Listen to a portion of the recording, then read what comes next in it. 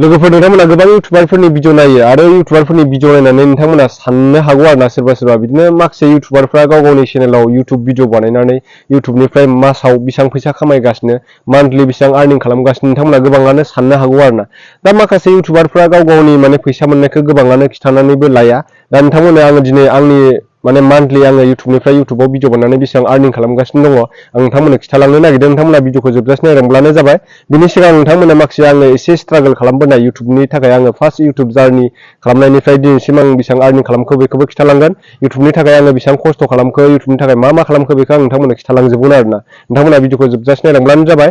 दा जोङो माखासे इउटुबारफोरा इउटुबाव भिडिअ बानायनानै सोरबा बिदिनो मासावनो 20,000 सोरबा बायदिया 15,000 सोरबा बायदिया मास मोननै मोनथामजोंसो माने 10,000 बो मोनग्रा दङ सोरबा बायदिया माने बिदिनो 60,000 सोरबा बायदिया 80,000 सोरबा बायदिया 1L माने 1 लाख सोरबा बायदिया 2 लाख 3 लाख खामायग्राबो दङ 3 लाखनिबो बारा खामायो जोंनि माने गोबां गिदिर इउटुबारफोरा आरोना जोंनि बर'नि गेजेरावबो गिदिर इउटुबार ओंखारबाय नालाय मिलियन साबसक्राइबार थानाय दङ बिथांमोना माने एसे बारा खामायो आरोना दा इउटुबनि सेलारियाथ' फिक्स सेलारि नङा माने माब्ला समाव नोङो जुदि इउटुबाव भिडिअ होनो हायाब्ला नोङो फैसा मोनाबो जानो हागौ आरोना बेफोरबायदि आरोना नों कन्टिनिउ भिडिअ होबाय थाब्लासो नोंनि चेनेलाव भिउस फैबाय थाब्लासो माने नोङो फैसाखौ मोनो दा नोंथांमोना इउटुबनि सेलारि होननानै बुङोब्ला गोबाङानो माने इउटुबाव भिडिअ बानायनानै गाव गावनि चेनेल खुलिनानै भिडिअ आपल'ड खालामनानै फैसा खामायनोसै बेफोरबायदि गोबाङानो साननो हागौ आरोना दा नोंथांमोना बिदि सानोब्ला नोंनि माने टेलेन्ट नों जि रोंगौ बेखौ माने शेयार खालामालासिनो गुबुननि बुंनायजों नोंथांमोना चेनेल खुलिनो सानदोंब्ला नोंथांमोना साक्सेस जानो हानाय नङा आरोना नोंथांमोना सिगाङाव मा रोङो नोङो मा टेलेन्ट दं बेखौ सानग्रो बिनि उनावसो नोङो माने भिडिअखौ बानायनो नाजा आरोना हमनानै ला नोङो बायदिसिना गारि मथर बानायनो रोङो नोङो इलेक्ट्रनिक बुस्थुफोर बानायनो रोङो बेफोरनि सायावबो नों भिडिअ बानायनो हायो नों जि रोङो हमनानै ला नोङो ब्लगिं खालामनो मोजां मोनो बेरायनानै देखायनो सानो मानसिफोरनो माने मोजां जायगा एक्सप्लर खालामनो सानो बेफोरखौबो देखायनो हायो जानाय संनायनिबो भिडिअ बानायनो हायो जानाय लोंनायनिबो भिडिअ बानायनो हायो माने गासिबावबो नोङो माने आर्निं खालामनो हायो आरोना नोंथांमोना भिडिअ बानायनानै दा आङो सिगां समाव इउटुबनि थाखाय बिदिनो गोबां माने खस्थ' खालामबोदों दै लोगोफोर माने फार्स्ट टाइमावथ' आङो जेब्ला आङो चेनेल क्रियेट खालामदों अब्ला आङो स्टेटास होयोमोन नालाय स्टेटास होनाय समावथ' लोगोफ्राबो शेयार खालामामोन बिदिनो साफा सानैया खालामो बारा भिउस जायामोन मालाबा 50 जन मालाबा 20 जन मालाबा 30 जन बिदिल' भिउस फैयोमोन आरोना दा बे समावबो आं गोबां बुंजानो गोनां जादों जेब्ला आङो इउटुब स्टार्टिं खालामदों आङो भिडिअ बानायनाय समाव सोरबा बुङोमोन साफा सानै मानसिफ्रा आरोना जायफोर माने ससियेल मिडिया प्लेटफर्मनि बागै मिथिया बिथांमोना बुङोमोन आंखौ मा फाग्ला थां सानफ्रामबो भिडिअ बानायलाबाय थायोब्रा मोनजाया मोनला नालाय बारिफ्राव थांनानै हाग्रा बारिफ्रावलाय मानो भिडिअ बानायनांगौ जाखो बेफोरबायदि आरोना ना फैसाखौनो मोनो ना माखौनो मोनो बेफोरबायदि बुङोमोन आरोना बै समाव माने फैसाबो मोनथ'वाखैमोन नालाय बेनिखायनो रावबो बुजियामोन आरोना दासो एसे गुड लाभखौ मोनलांदों नालाय दा एसे जायफोर बिदि बुंग्रा मानसि दा बिसोरबो माने एसे गावसोरबो माने इउटुब चेनेल खुलिनो सानो आरोना माने लब जाबाय आरोना मोननायखौ नुनानै आरोना बेफोरबायदि आरोना दा नोंथांमोना लब दाजा माने लब जायोब्ला माने नोंथांमोना साक्सेस जानो हानाय नङा दा सिगां समाव आंखौ बुङोमोन फाग्ला थां सियान थां माने भिडिअ बानायलाबाय थायो बेफोरबायदि गोबाङानो बुङोमोन आरोना दा खिन्थु आङो दा आंनि नाजानायखौ थेवबो मानसिफोरनि बुंनायजों आङो डिमटिभेट जायाखै नोंथांमोना सोरबा साननो हागौ भिउस फैयाब्ला आङो इउटुबाव भिडिअ बानायला आङो भिडिअ बानायब्ला आङो 500 1000 बिदिनो 200 300 भिउसजोंलाय मा साक्सेस जानो हागोन बेफोरबायदि साननो हागौ नोंथांमोना बेफोरबायदि साननायखौ ज्राब दोननानै नोंथांमोना माने भिडिअखौ कन्टिनिउ बानायलांबाय था अब्लानो माने साक्सेस जागोन आरोना सिगां आङो 200 बिदिनो 100 जन बिदिनो 20 जन भिउस फैबाय थाब्लाबो आं बानायबायानो थादों बेफोरबायदि आरोना नोंथांमोना मालायनि बुंनायजों बेफोरबायदि बुंग्रा सैमा फाग्ला बायदि भिडिअ बानायबाय थायो माबाबाय थायो बेफोरबायदि बुंग्रा गोबां थानो हागौ नोंथांमोननि गेजेरावबो दा नोंथांमोना बेफोरखौ माने डन्ट केयार खालामथारा आरोना बेफोरखौ डन्ट केयार खालामब्लासो नोंथांमोना माने सौसिलांनो हागोन माने साक्सेसनि लामायाव फैगोन दा आंनि आर्निंखौ आं नोंथांमोननो लाइभ प्रुफजों लोगोसे देखायलांगोन आङो बेसेबां आर्निं खालामगासिनो दङ मान्थलि सोरबा बुंदों आं मैया भिडिअ बानायदोंमोन जेम्स बिएस माने एनिथिं एमजे बिथांमोननि सेलारिखौ आङो खोन्थादोंमोन इउटुबनि बागै इउटुबाव बिथांमोना भिडिअ बानायनानै बेसेबां आर्निं खालामगासिनो दङ बिनि बागै खिन्थादोंमोन नालाय आङो दा बेवहाय नोंनि सेलारिखौलाय मानो खिथाया नों इउटुबनिफ्राय बेसेबां आर्निं खालामो बेखौलाय मानो खिथाया होननानै गोबाङा कमेन्ट खालामदों आरोना दा जोंनि गेजेराव माने माखासे गाज्रि भिडिअ नायग्रायासो बांसिन गाज्रि भिडिअआसो बांसिन भिउस जायो दा बिनि थाखाय माखासे इउटुबारफ्रा मा खालामो गाज्रि भिडिअ फट' होनानै गाज्रि भिडिअनि सायाव भिडिअ बानायो भिउसबो मोनो नालाय दा बेफोरो भिडिअखौ बानायब्ला जोंनि समाजनि गेजेराव जोंनि गावजों गाव माने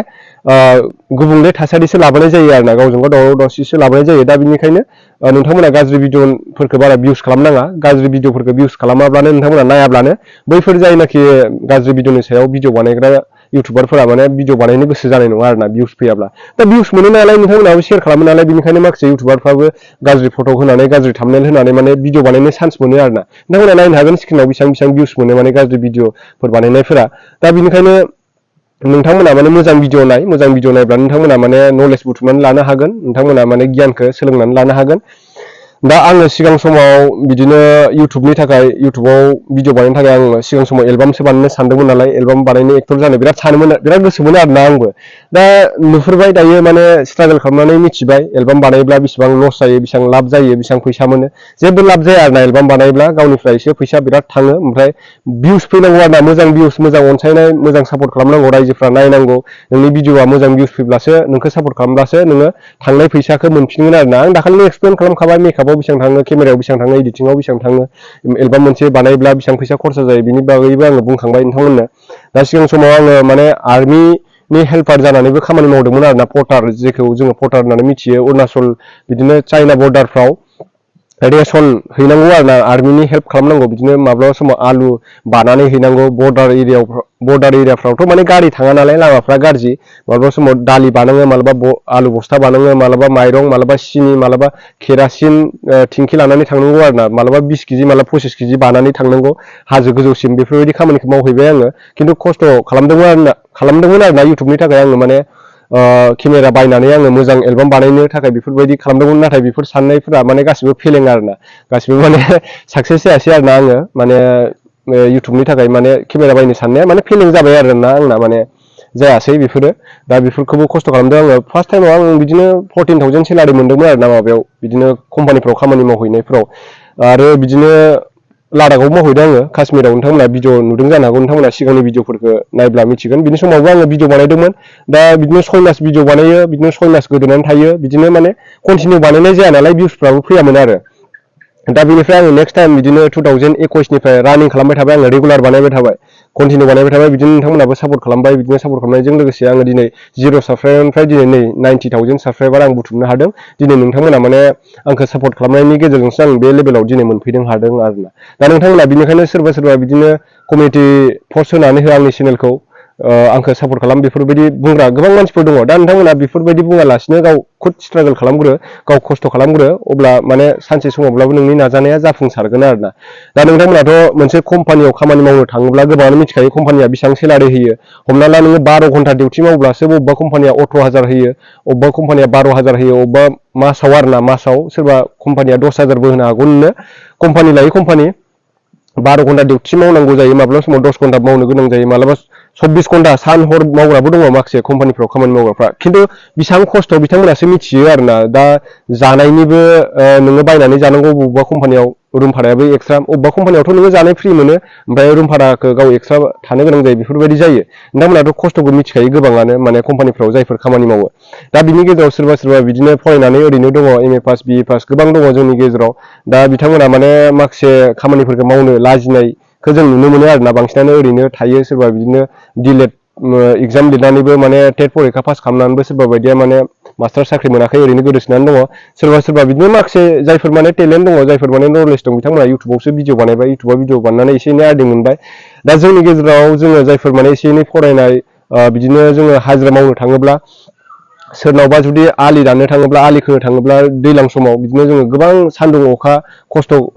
मावनो गोनां जायो माब्लाबा समाव नोङो अखा सिजानो गोनां जायो माब्लाबा समाव जोङो सान्दुं एकदम सैनो गोनां जायो एकदम सान्दुं गोसा माब्लाबा समाव बेलाव बाजानो हागौ नोङो थाम्फैबो अरजानो हागौ बेसेबांखिनि खस्थ' खालामनानैसो नोङो सानसे बिदिनो 12 घन्टा बा 10 घन्टा खामानि मावनानैसो नोङो 300 थाखा हाजिरा मोनो होमबा बे 300 थाखा हाजिराजों जों मा न'खर संसार खुंनो नङा होमबा 300 थाखाया जोंनो माइरंसो बायनो ना अमा बेदर सेरसे बायनो अमा बेदराथ' दाना 450 थाखा लाखायो बबेबा जायगायाव 350 फ्रावबो मोनो जोंनि जायगायावथ' माने 400 थाखाखा आरोना अमा बेदरनि दामा खमायनो रोङा जोंनियाव दा बेफोरबायदि आरोना नोंथांमोना माने स्ट्रागल खालामब्लासो नोंथांमोना साक्सेस जानायखौ गावनो माने साक्सेस जानो हागोन आरोना दा दिनै आङो नोंथांमोननो फोरमायनो नागिरनाय बाथ्राया बेनो नोंथांमोना जायफोर इउटुबनि सेलारि होनना बुंबाथ' गोबाङानो लब जागोन नालाय लब जानाय लोगो लोगो नोंथांमोना माने आंबो इउटुब चेनेल खुलिनोसै आंबो सानफ्रामबो भिडिअ होबाय थानोसै बेफोरबायदि साननो हागौ दा इउटुबाव चेनेल खुलिबाय नोङो भिउसआनो फैयाब्ला नोंनि गोसोआथ' नोंना माने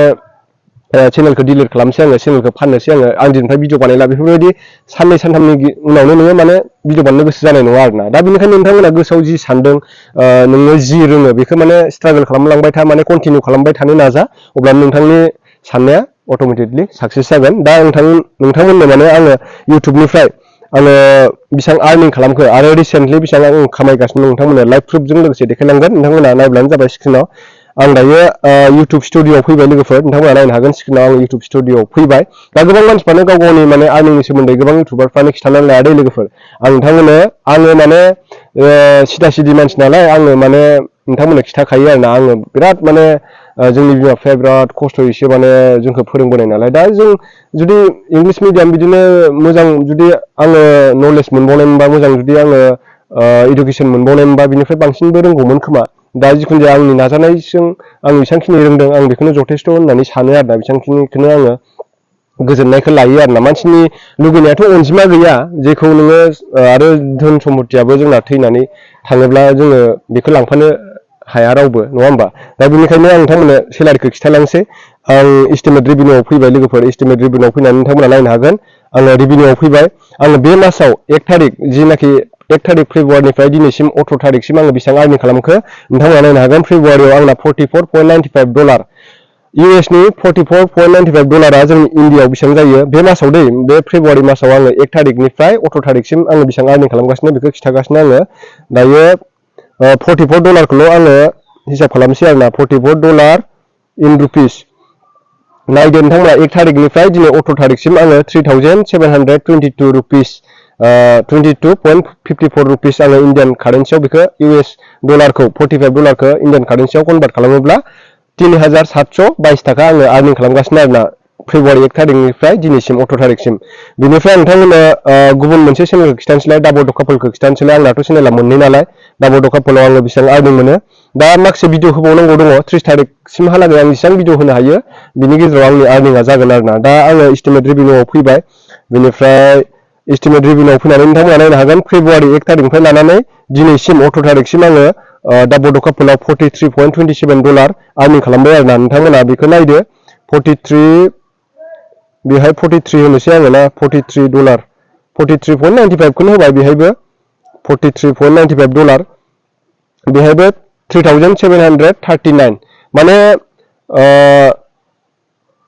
7,000सो आङो माने दायो आर्निं खालामदों आरोना 7,000सो जाबाय आरोना आंनियाव जिनाखि दायो 1 थारिख फेब्रुवारिनिफ्राय 18 थारिखसिम दिनैनि गेजेरसिम आरोना दा बेफोरो आंनि फिक्स सेलारि नङा आरोना माब्लाबा समाव आङो 10,000बो खामायो माब्लाबा समाव 20,000बो खामायो माब्लाबा समाव 30,000बो खामायो आरोना दा बेफोर माने फिक्स सेलारि नङा दा नोङो जेसेबांनाखि भिडिअ होबाय थागोन एसेबांनो आर्निं मोनबाय थागोन जुदि नोङो इउटुबाव भिडिअखौनो बानायाब्ला हमनानै ला नोङो मोनसे कम्पानियाव जुदि नोङो 12 घन्टा खामानि मावनांगौ जायगायाव नोङो 10 घन्टाल' डिउटि मावनो हायोब्ला नोंनो बोरैहाय माने 12 घन्टानि फैसा होलायखो दा इउटुबाव बिदिनो नोङो जुदि सानफ्रामबो भिडिअ बानायबाय थायाब्ला नोंनि भिडिअआव जुदि भिउसआनो फैयाब्ला नों बोरैहाय 8,000 दरमाहा बिदिनो मासाव माब्लाबा 10,000 माब्लाबा 20,000 माब्लाबा 60,000 माब्लाबा 1 लाख बोरैहाय मोनलायखो नोङो जुदि भिडिअखौनो होआब्ला भिडिअ होब्लासो माने कन्टिनिउ मोनबाय थागोन आरोना मासे मासे मोनो आरोना मास मोनसे बिदिनो इउटुबा 23 थारिखनिफ्राय 30 थारिखनि गेजेराव माने सोनानै होयो आरोना पेमेन्टखौ माब्लाबा बिदिनो लेटबो जायो बिदिनो 21 जोंना 21 डेटआव माने जिमेइलाव मेसेज फैयो आरोना इउटुबनिफ्राय दा आङो इसांखिनिखौ माने आर्निं खालामो आरोना बिदिनो माब्लाबा 10,000निबो बारा जायो माब्लाबा 20,000बो जायो माब्लाबा 20 प्लास जायो आरोना आरो आंनि इउटुबनि सेलारिया बेनो बिनिफ्राय आरो एक्सट्रा आङो माब्लाबा समाव स्पन्सार जेरै आङो मोजां मोजां ब्रेन्डनि माब्लाबा समाव गेमनिबो होयो माब्लाबा समाव भिडिअनि गेजेराव नोंथांमोना नुयोना माब्लाबा गेमनिबो भिडिअ होयो बेयो माने एक्सट्रा आरो बे एक्सट्रा मोनसे भिडिअ होनायाव माब्लाबा 5,000 माब्लाबा 6,000 माब्लाबा 7,000 बेफोरबायदि मोनो आरोना गेम मोनसेयाव आरोना आरो बबेबा माब्लाबा आङो माने क्रिमफोरनिबो होयो माब्लाबा समाव हाम्फेखौबो आङो क्रिमफोरनिबो होयो माब्लाबा समाव स्टेफ्रिनिबो आङो भिडिअ होयो बिनिबो एक्सट्रा फैसा मोनो बेफोर एक्सट्रा फैसाया जाबाय कलाबरेसन खालामनायनि थाखाय आरोना स्पन्सार खालामनायनि थाखाय बेफोरखौ माने डाइरेक्ट मोनखायो आरोना डाइरेक्ट हरखायो नोंनि एकाउन्टआव डाइरेक्टलि नोङो भिडिअ बानायखांनायनि उनाव माब्लाबा समाव बबेबा ब्रेन्डआ माब्लाबा हप्ता मोनसेजोंसो होयो बबेबा गेमफोरनिया माने सानसेयावनो होयो आरोना भिडिअ आनलिस्टेड हरब्लानो बिसोरो डाइरेक्ट सोनानै हरो आरोना दा नोंथांमोना गोबाङानो मिथिबाय आरो माखासे आंनिफ्राय बांसिन साबसक्राइबार थानायफोराथ' बिथांमोनाथ' गोबां बुरजा फैसा खामायो बिथांमोना सोरबा बिदिनो 1 लाखबो खामायो सोरबा 2 लाख खामायो सोरबा 3 लाख खामायो आरो मिलियन साबसक्राइबार थानायफोराथ' गोबां माने बुरजा खामायो आरोना 10 लाखसिमबो खामायो जोंनि बर'नि गेजेरावनो दङ 10 लाख खामायग्रा 7 लाख खामायग्राबो दङ दा नोंथांमोना आङो बुंथ'ला आरोना बिथांमोना दुखु मोनगोन दा बिथांमोननाव आङो पारमिसन लानानै सोंनानैसो आं बिथांमोननि सेलारिफोरखौ खिथानो हागोन आरोना नङाबा जोंनाव मोनसा मोनसि मोनलायनाय नोंथांमोनाथ' गोबां नुखायो है मालायनि सेलारिखौलाय माने खिथाबाय थायो गाव गावनिखौ खिथानानै ला बेफोरबायदि बुंग्राबो जोंनियाव माने गाज्रि कमेन्ट खालामग्राबो दं दै बिथांमोना माने मोजांनि थाखाय माब्लाबाबो साना आरोना जायफोर माने बेफोरबायदि कमेन्ट खालामो दा नोंथांमोननि थाखाय आङो नोंथांमोना सोंनाय हिसाबै आं नोंथांमोननो माने लाइभ प्रुफ देखायबाय नोंथांमोना गोबाङानो मिथिबाय नोंथांमोना खस्थ' खालामब्लानो नोंथांमोना साक्सेसफुल जाखागोन आरोना अट'मेटिकलि साक्सेसफुल जाखागोन नोंथांमोना इउटुबाव गोबां साक्सेस जानाय मानसिफोर नुदों जानो हागौ जेरै जोङो हिन्दीनि इउटुबारफोरखौ केरिमिनाटि मोनखौ नायनो हायो बिदिनो नोंथांमोना बै मनस्टे होननाय मनस्टे मोनखौ फल' खालाम बिथांमोना बिराद माने क्वालिफाइड कन्टेन्ट खालामो आरोना मनस्टे ओमफ्राय सानदेब महेस्वरि होननाय सार आरो इण्डियान हेकार होननाय दङ मिस्टार इण्डियान हेकार बिथांमोना क'रर थाखा खामायो बिथांमोना इउटुबनिफ्रायनो बिनिफ्राय सौरभ जोशी ब्लग होननाय दङ MSK राइडार दङ बिदिनो माने गाव गावनि सायाव दै सोरबा जुदि बाइक राइड खालामनो मोजां मोनोब्ला नोंथांमोना MSK राइडार बिदिनो UK07 राइडारमोनखौ फल' खालामनो हायो बिथांमोनाथ' क'ररपति नालाय माने क'रर थाखा खामायखायो नालाय बिथांमोना मासावनो दा नोंथांमोना जायफोर बाइक राइड खालामनो सानदों बिथांमोनखौ फल' खालामनो हायो सोरबा इडुकेसननि भिडिअ बानायनो सानदोंब्ला नोंथांमोना मनस्टे मोनखौ फल' खालामनो हायो टेकनिकेल गुरुजि मोनखौ फल' खालामनो हायो टेकनिकेल गुरुजि मोनाथ' माने बिराद क'ररपति आरोना बिराद क'रर थाखा खामायो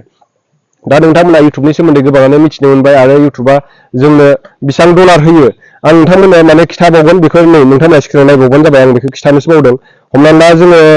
गोबाङा सानो आरोना 50,000 भिउस मोनबाय 1 लाख भिउस मोनबाय बिराद फैसा मोनबाय दां बेफोरबायदि सानो आरोना जोङो 50,000 भिउसआव बेसेबां आर्निं मोनो 50,000 जन मानसिया नायोब्ला नोंनि भिडिअ मोनसेखौ 50,000 जन मानसिफोर नायनायाव जोङो इउटुबा US जिनाखि गुगोल एडसेन्सआ गुगोल एडभार्टाइजआ जोंनो बेसेबां फैसा होयो नोंथांमोननो आं खिथानोसै आं कन्टेन्टआव फैबाय दायो जोङो 50,000 भिउसआव जोङो बेसेबां फैसा मोनो आङो 10 दिन जानाय उन्दै बैसोआव हाबा जाना जेल जानांसिगोन होननाय मोनसे बानायदोंमोन बेहाय आंना 51,200 भिउस फैदों आरोना बेहाय रेंकिं 1आव दङ गो टु एनालाइटिक्सआव फैबाय आं नोंथांमोना स्क्रिन रेकर्ड नुगासिनो दङ बेनिफ्राय नैबे रिभिनिउआव फैबाय आङो 50,000 भिउसआव आंना नै $9.25 $9 फैदों होमबा $9 US नि $9 जोंनि इण्डियान कारेन्सियाव कनभार्ट खालामब्ला बेसेबां फैसा जायो $9 नोंथांमोना हिसाब खालामसै होमब्ला नैबेहाय आङो $9 हिसाब खालामसै आरो गुगोलाव फैबाय आङो only $9 लिरग्रोबाय आङो नायदो नोंथांमोना 750 थाखाल' नोंथांमोना स्क्रिनाव नुदोंना 50,000 जन मानसि नायब्लासो 750 थाखा फैसा दा नोंथांमोना मिथिबायना गोबाङानो माने बिराद फैसा मोनग्लाबो 1 लाख भिउस फैबाय 2 लाख भिउस फैबाय बिराद फैसा मोनो बेफोरबायदि सानो आरोना गोबाङा दा नोंथांमोना लाइभ प्रुफजों लोगोसे मिथिबाय 50,000 जुदि भिउस फैब्ला नोंनि भिडिअआव बेसेबां फैसा मोनो माने 750 फोरल' मोनो माब्लाबा 1000सेबो जायो नोंनि एडभार्टाइजनि खोथा नोंनि भिडिअसआव बेसेबां एडभार्टाइज सोलिगोन इसांनो नोंहा आर्निंआ एसे बारा जायो आरोना दा जोङो नोंथांमोना गोबाङानो माने US डलारा जोंनि इण्डियाआव बेसेबां जायो बेफोरखौ मिथियामोन दा US डलारा जोंनिया US नि $1 जोंनि इण्डियाआव बेसेबां जागासिनो दङ नोंथांमोना नायनो हागोन आरोना स्क्रिनाव आं दायो स्क्रिन रेकर्ड खालामदों नोंथांमोना नायब्लानो जाबाय नैबेहाय नायदो नोंथांमोना बेहाय US नि $1 जोंनि इण्डियान कारेन्सियाव 82.82 रुपिस जागासिनो आरोना माने 80 थाखानि बारा आरोना US नि $1 दा नोंथांमोना बिदिनो बानायलांबाय थाब्लानो जाबाय आरोना नोंथांमोना खस्थ' खालामब्लानो नोंथांमोननि साननाया साक्सेस जागोन नोंथांमोना सोरनिबा थुलुंगाजों सोरनिबा बुंनायजों माने इउटुब चेनेल खुलिनो सानदोंब्ला नोंथांमोना दा खुलि नोंथांमोना गोसोआव हारसिं खुद साननानै गोसोआव जुदि नोंथांमोना माबा मोनसे आं इउटुबनि थाखाय बा आंनि लाइफनि थाखाय माबा मोनसे आं खालामथारगोन आङो जानाय लोंनायनि सायाव भिडिअ बानायगोन आङो बिदिनो ब्लगिं स्टार्ट खालामनो सानदों सोरबा आङो राइडारखौ फल' खालामो आङो बाइक बायनानै मोजां GoPro केमेरा लानानै आङो भिडिअ बानायनो सानदों नोंथांमोना जि सानदों बेखौ बानायब्लानो जाबाय हमनानै ला सोरबा बायदिया बिदिनो गोजान बेरायनानै आङो मोजां जायगा एक्सप्लर खालामगोन इउटुबाव आपलड खालामगोन एसे आर्निं खालामगोन बेफोरबायदि सानदों नोंथांमोना खालामब्लानो जाबाय आरोना गोसोबायदि दा नोंथांमोना उमुखनि भिडिअ बानाय बेफोरबायदि भिडिअ बानाय भाइरेल भिडिअ बानाय माबा रस बानाय बेफोरबायदि भिडिअ बानायब्लासो नोंथांमोना भिउस मोनगोन बेफोरबायदि बुंनायजों नोंथांमोना दा बानाय नोंथांमोना खैफोदावबो गोलैनो हागौ सोरबा बायदिया नोंनि मोजांनि थाखाय साना नोंनि गाज्रिखौसो माने सोरबा बायदिया खैफोदखौसो नोंनो जासिनानै होयो आरोना दा बिदियावबो आं गोबां माने खैफोदावबो गोलैदों नोंथांमोना माखासे नुबोबायबो जानो हागौ आंनि माखासे भिडिअफ्राव दा बेफोरनिफ्राय आं दा माने सल्भ जाबोजोब्बाय आरोना बेफोरखौ दा नोंथांमोना